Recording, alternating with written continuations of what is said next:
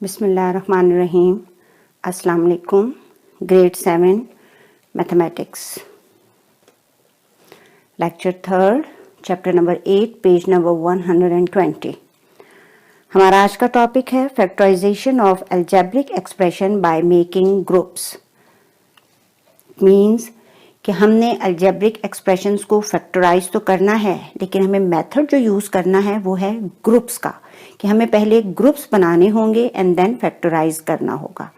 अब ग्रुप्स हमें कब और कैसे बनाने होंगे? आपके पास जैसे सवाल दिया गया है x³ - 3x + 3 - x²। इसमें 4 टर्म्स हैं आपके पास, 1 2 3 4 टर्म्स हैं। इट मीन्स कि हम 2 टर्म्स का एक ग्रुप बना सकते हैं, लेकिन ग्रुप बनाने के लिए हमें किस बात पे गौर करना होगा कि उस ग्रुप में से कुछ न कुछ कॉमन निकलता हो। कोई से भी 2 टर्म्स का ऐसा ग्रुप जिसमें से कॉमन निकले। तो फर्स्ट किया हमने यहाँ पर इस पहले और आखिरी टर्म का एक ग्रुप बना दिया और दूसरे और तीसरे का एक ग्रुप बना दिया। इस तरह हमारे पास 2 ग्रुप बन गए। पहले ग्रुप में से x² कॉमन लिया। x² कॉमन लेने के बाद जो बकाया हमारे पास बचता है उसे हम हमेशा ब्रैकेट में लिखते हैं।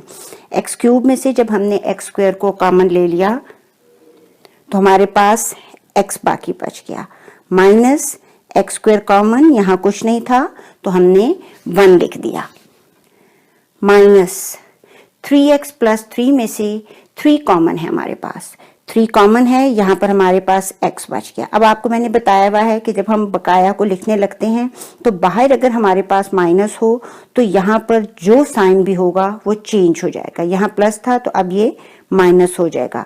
3 कॉमन चला गया था, यहाँ पर 1 बच गया। यहाँ तक पहुंचने के बाद आपने एक बात पे खास गौर करना है, और वो ये कि हमारे पास जो ये दोनों ब्रैकेट्स बनती हैं ये हमेशा एक जैसी सेम यानी होनी चाहिए। अगर तो ये सेम है इट मीन्स कि आपका सवाल दुरुस्त जा रहा है, वरना आपने ग्रुपिंग सही नहीं बनाई जिसकी वजह से ये डिफरेंट आएंगे और सवाल आपका गलत हो जाएगा। तो यहाँ पर देखें ये दोनों ब्रैकेट्स हमारे पास सेम हैं। अब 4 के बजाय हमारे पास यहाँ 2 टर्म्स रह गई हैं। इन दोनों टर्म्स में x - 1 कॉमन है। जो कॉमन है हमने उसको उसी तरह ब्रैकेट के समेत लिख दिया। कॉमन के बाद जो बाकी बचता है उसे हम अगली ब्रैकेट में लिखते हैं। तो देख लें यहाँ पर आपके पास x - 1 कॉमन चला गया, यहाँ क्या बच गया x² माइनस ये x - 1 कॉमन था और 3। इस तरह जो अलजेब्रिक एक्सप्रेशन गिवन थी उसे हमने फैक्टराइज कर दिया, मींस 2 फैक्टर्स में हमने उसे लिख लिया है। अब जरूरी नहीं है कि आप फैक्टर्स ऐसे ही बनाएं, आप फैक्टर्स और भी कोई बना सकते हैं। जिस तरह इसी सवाल में मैंने क्या किया है कि पहले दोनों टर्म्स को वैसा ही लिखा है, इन टर्म्स की तरतीब सिर्फ चेंज की है। -x² पहले लिख दिया, +3 बाद में लिख दिया है। अब आप देख लें ये एक ग्रुप बन गया, ये दूसरा ग्रुप बन गया। इस ग्रुप में से x कॉमन निकला। x कॉमन निकलने के बाद जो बाकी बचा है वो यहाँ पर है x² - 3। इस ग्रुप में से कुछ कॉमन नहीं है, जहां कुछ कॉमन नहीं होता वहां पर हम 1 कॉमन ले लेते हैं। तो 1 कॉमन लेने के बाद x², यहाँ पे चूंकि माइनस था तो ये प्लस है, ये चेंज हो गया, -3 वैसा ही रहा है। अब आप यहाँ पर भी देखिए ये दोनों ब्रैकेट्स सेम हैं, इट मीन्स कि सवाल बिल्कुल सही जा रहा है। अब हमारे पास सवाल इस जगह पर आकर 2 टर्म्स में डिवाइड हो गया। इन दोनों टर्म्स में x² - 3 कॉमन है, बकाया हमारे पास x - 1 रह गया। सो सवाल को हमने यहाँ पर भी फैक्टराइज कर लिया।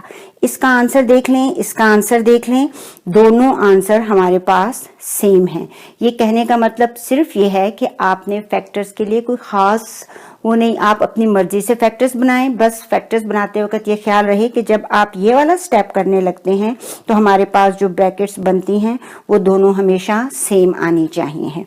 एग्जाम्पल नंबर 2 हमारे पास यहीं पर पेज नंबर 120 पे जो दी गई है उसमें भी यहाँ पर देखें 4 टर्म्स हैं।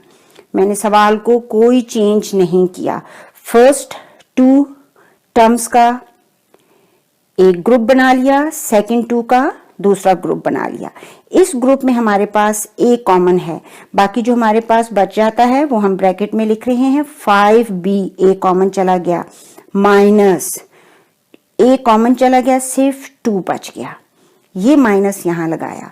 इन दोनों में सिर्फ b कॉमन है हमारे पास, जो बाकी बच गया वो क्या है 5, एक b चला गया था, एक b रह गया, ये प्लस है लेकिन चूंकि बाहर माइनस है इसलिए प्लस b माइनस में चेंज हो जाएगा। b कॉमन चला गया था, 2 रह गया। अब आप देख लें दोनों ब्रैकेट्स सेम हैं, जब सेम है इट मीन्स कि हमने ग्रुपिंग ठीक की है और हमारे ये पेयर ठीक बन रहे हैं। अब इन दोनों टर्म्स में से ये ब्रैकेट 5b माइनस 2 कॉमन है, बाकी हमारे पास a माइनस b रह गया और इस तरह हमने सवाल को फैक्टराइज किया। अब इसी सवाल में मैंने ग्रुपिंग जरा चेंज कर दी है, 5ab के साथ मैंने माइनस 5b स्क्वायर का पेयर बनाया है और माइनस 2a के साथ प्लस 2b का।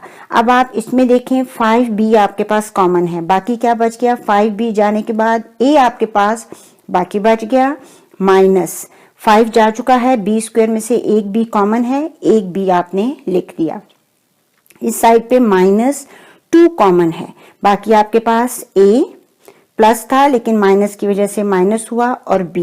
यहाँ पर भी आप देखें दोनों ब्रैकेट्स आपके पास सेम आ रहे हैं, इसका मतलब है हमने ग्रुपिंग सही की है।